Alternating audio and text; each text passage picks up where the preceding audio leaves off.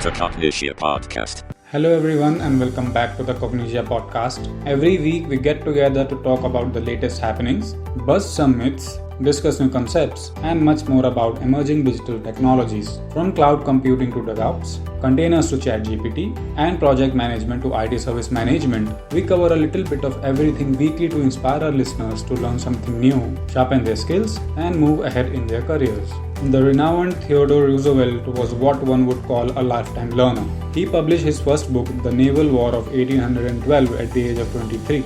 After that, he continues to write about politics, biographies, and so much more. It is even a popular rumor that he would read a book a day. All this reading and writing undoubtedly made him all the more charismatic and enigmatic, with a unique capability to talk about and hold an intelligent conversation about more topics than most people would be capable of, from natural conversation to naval expansion, trust regulation to American history.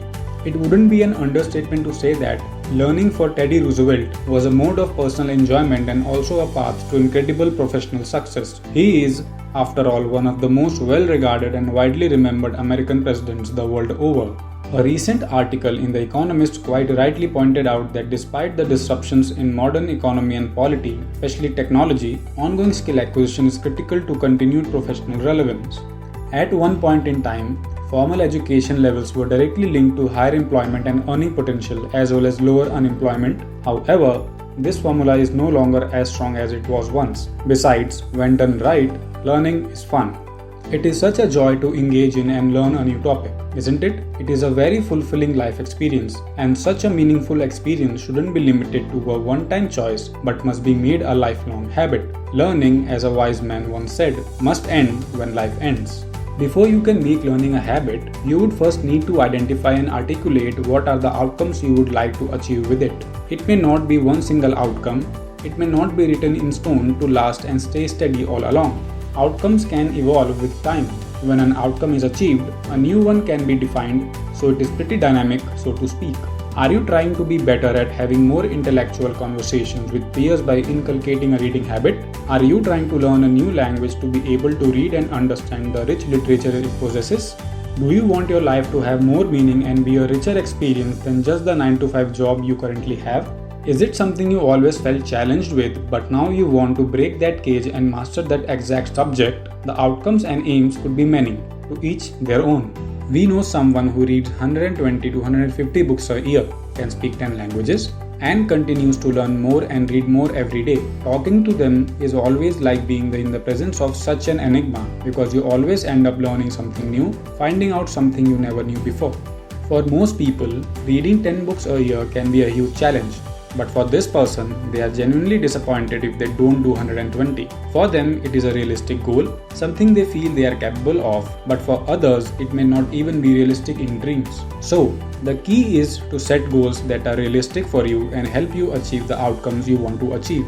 For example, if you want to master the craft of writing amazing prompts to get the most out of generative AI, start small. Sign up for a course. Do your research. Practice using different prompts. Most tools will offer a guide, so see how the prompts are phrased in those guides. What are the key markers? Focus on understanding how generative AI works so you can talk to it in a language that the tool can understand and deliver an output exactly as you need. Have specific short-term goals and broader long-term goals. Join online communities that have the same goals and expertise as you do to keep the peer learning going. How to keep track of your goals? These days there are apps for everything. Wanting to set a reading target? Head to Goodreads. Want to set time-based goals? Head to Clockify. Inculcating unit-based measurable goals and want to track those? Loop is your answer. Want to set weekly goals? Download Way of Life.